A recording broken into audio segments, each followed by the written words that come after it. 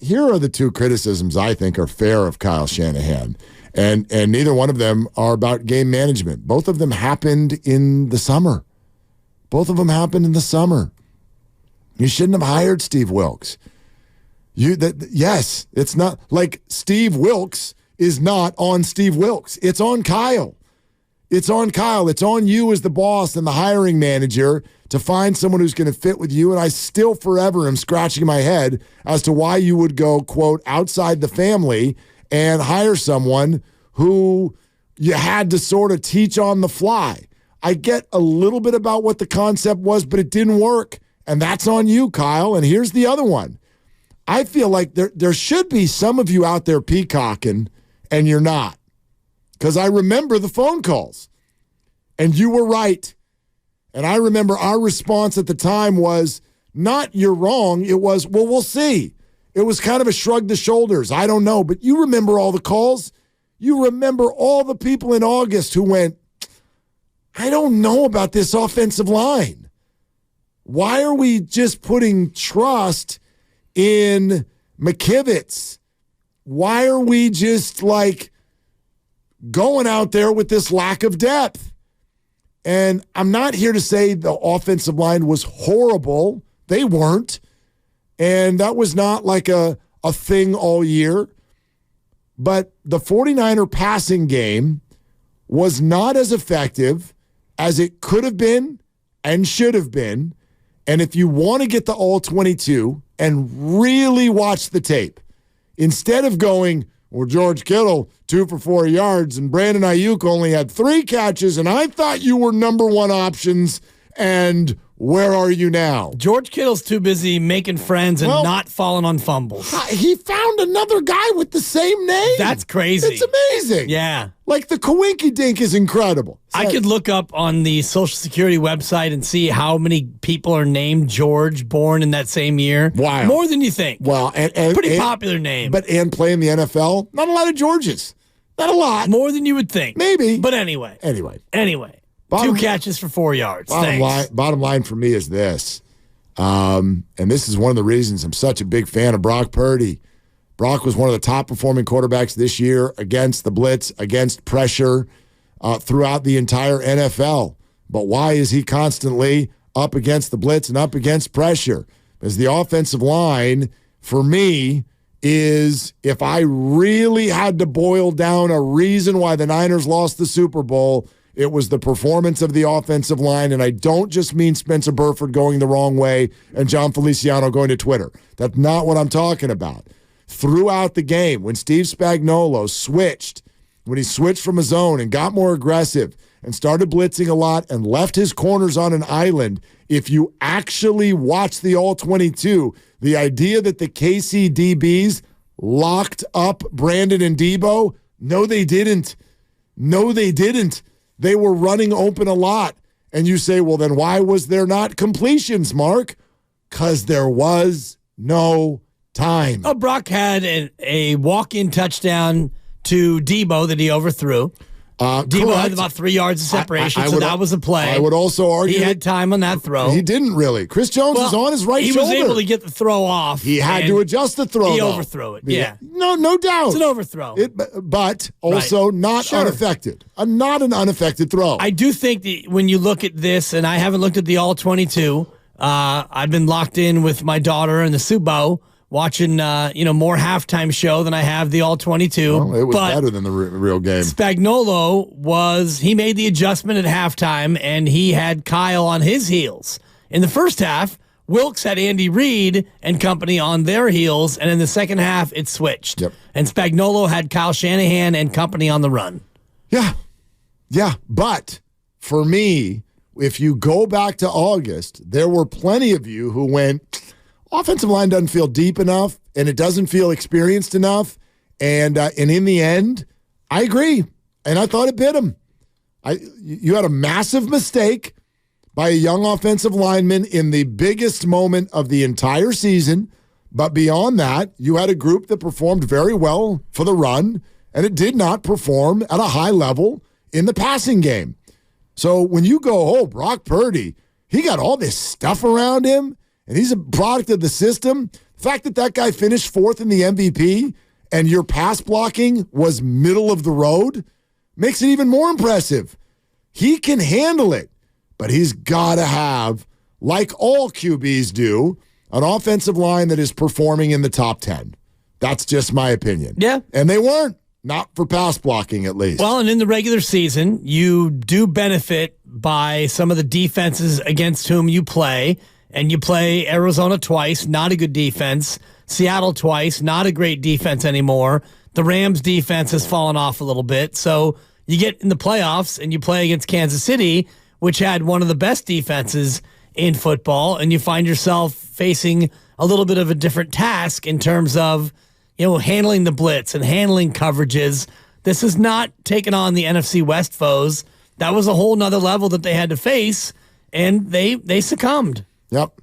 Let's get some of these calls. Jonathan in the city, first and foremost, been hanging out for a while. Hey, Jonathan, what's going on? I'm just fixing upholstery on our dining set. Wow. Ayuk, he's our only good to great route runner. So he's a must keep. He's a must sign. And before I go, I got a question for you guys. Now that $3 tougher than a $3 steak sharpens iron. Now my question is, who do you think is going to win the Super Bowl first? Jim Harbaugh or Kyle Shanahan? It's a great question. This will shock you now. I'm gonna pick Kyle Shanahan. I feel so strongly about the internal issues with the Chargers. I know Jim Harbaugh, now he can coach. He gonna fix it. And Justin Herbert can throw the ball. Yeah, but they're up against they got Mahomes in the division. Right. You've got a plucky Denver.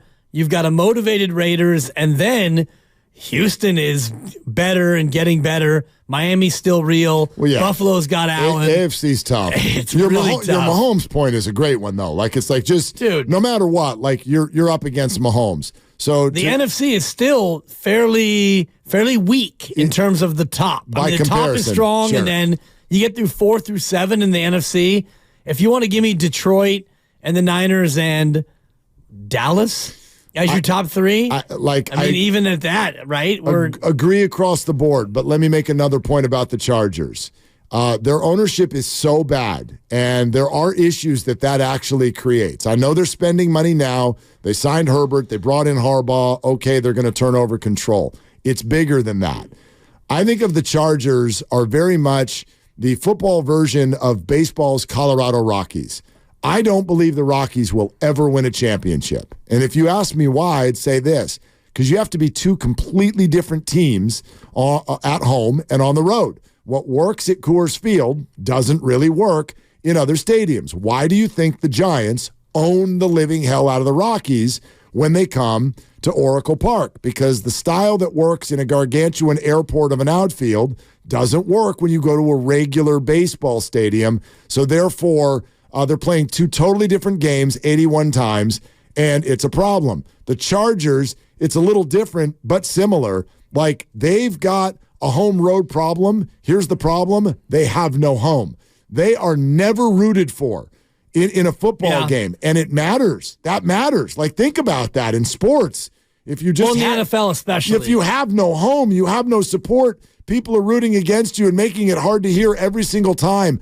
From the inside out and the top down, that organization is so poorly run, so disingenuous with the way they treat the people around them. Why do you think Joey Bosa is chasing the Niners everywhere going, this is cool? Yeah. Like, it's a horrible, horrible place that now has a big jerk running it. Oh, but a jerk who can get things, who can get people coach, behind him. Yeah. Who can coach. Therefore, Jim Harbaugh's window is like 3 or 4 years. Okay, you're going to wear everybody out, and that thing's going to blow the hell up in 5 years. Can he do it in the next 3 to 4 years? I'd vote no. Oh, I'd vote yes. Over Mahomes? I mean, yes, because really? I mean, Mahomes he's not going to win every year. So the division, well, yes, he will. All you have to do is make the playoffs, and you can go on a run. Can Jim Harbaugh turn the Chargers around in 4 to 5 years? Absolutely. Oh, I think he did that here. I think he can do it in one. But right. But the question was, can he win a Super Bowl? Well, I think the first step first step for the Chargers is getting the playoffs, which they've done. They did it last twice in the last 7 years. Yeah, they did it last year. Yeah, and you gagged against Jacksonville. And cratered a 20-something point halftime lead. Right, with a coach who was ill-equipped to be a head coach. Yeah. This is a guy who's been a head coach, and I think that, and I'm not trying to do Chargers radio, but I think Jim Harbaugh can turn that team around. He used to do it. And if you get the right people around him, I do think that, they could be a Super Bowl contender, which means you make the playoffs. They could be a good team. Nobody saw the Chiefs coming this year as a Super Bowl winner. Oh, no, that's not. That was a bit of a surprise. Only once the year got going.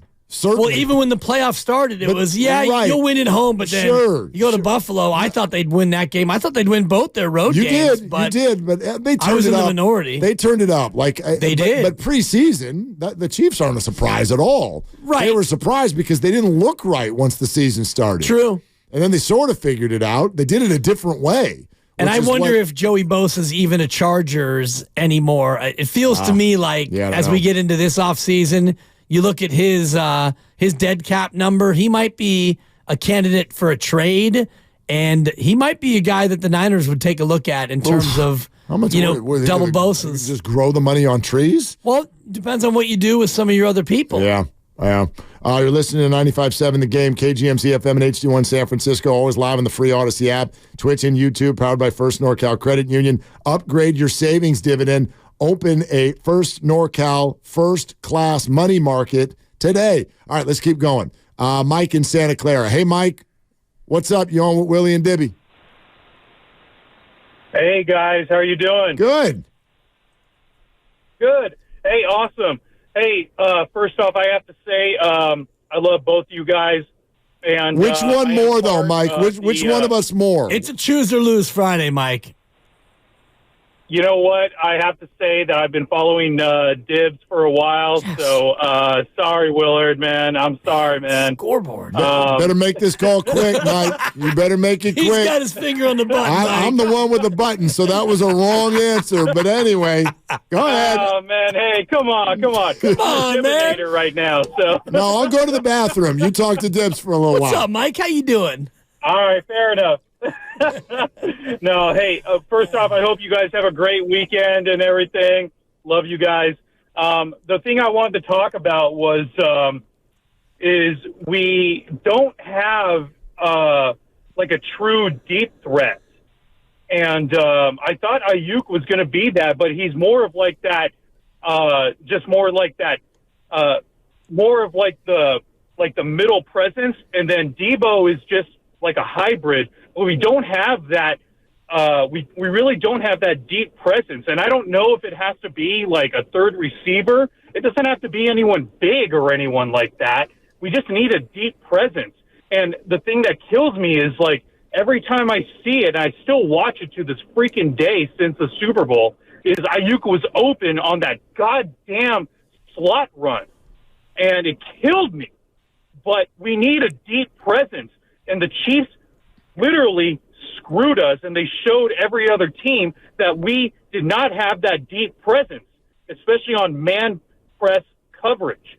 So I just want to get your thoughts on that. And again, guys, have a great weekend. Willard, I love you too, man, but I'm a Dibinator too. Yeah, Mike. Felt good coming out, Mike. You're on shaky ground, but call again, maybe. Anyway. No, I actually think there's a really interesting point there that Mike's making. But, they do have a deep threat. Well, which one? Danny Gray. But that didn't work out. He had one catch this year. Right. And then remember that preseason catch from Trey Lance? Remember that? Oh, yeah. Oh, my God. Lance to Gray. Lance to Gray. Everybody got so excited. Anyway, here's the thing, though. How would you define a deep threat? A guy who can run 50 yards and then you throw the ball 50 yards and he catches it. Okay. Like in the Super Bowl, where the Chiefs, they had that big play that ultimatly resulted in no points because Pacheco coughed it up. This also should have been. Was that Mecole Hardman who went? Or was that Valdez? It was Hardman, right? I think from it was the left Hardman. deep on the deep Gibson, and Gibson turned around the wrong way. Like he got spun around. It should have been an interception, and he stopped. Yeah, it's a terrible throw. That's a deep threat. Yeah. Well, okay. Tyreek Hill's a deep threat. Right. Now he can hit you in a number of different ways. Tyreek Hill's a deep threat. Who averaged more yards per catch, Tyreek Hill or Brandon Ayuk? It was Ayuk. By far. So that Right, but who had a bigger year statistically? It was Tyreek Hill. Tyreek Hill. More catches, more yards, more touchdowns. In terms of volume. Right. Like Brandon Ayuk averaged 3 more yards per catch than Tyreek Hill. Brandon Ayuk had only, 400 or so fewer yards than Tyreek Hill, and did that with 75 catches versus 119. Yeah. So fantasy. I'm not disagreeing. I would love to see the Niners be a little bit more of an over-the-top squad, but I wonder what is the definition of a deep threat, because Brandon Ayuk absolutely can get down the field. How about the play against Tampa Bay? That was over the top. Touchdown left sideline, over the top. So I don't know if that's a stylistic, schematic thing. Forget the whole, Brock can't throw it. Yeah, he can. Yeah, he can. Absolutely. No, there isn't a Tyreek Hill, but I would argue this, and maybe you're going to go Mecole Hardman, but I don't think the Chiefs had a great downfield threat. In fact, they got rid of theirs, and they haven't lost a playoff game since. So, more than one way to eat a Reese's. I'm not going to disagree that they don't have a great one, and it'd be fun, but I'm not convinced that it's absolutely necessary. You know what I mean? They're right. Whenever we look at it now and go, yeah, they got to do this and that and that, and that, they were right there. They had everything they needed. I think the conversation for me stems around Kyle Shanahan, and I don't think that he wants a deep threat. Maybe not. I don't think that he designs his offense to have a, quote, deep threat. He's much happier possessing it, moving it, and not turning the ball over. And yeah, Brandon Ayuk, even though he didn't get a lot of deep throws, he was number 2 in the league in yards per reception.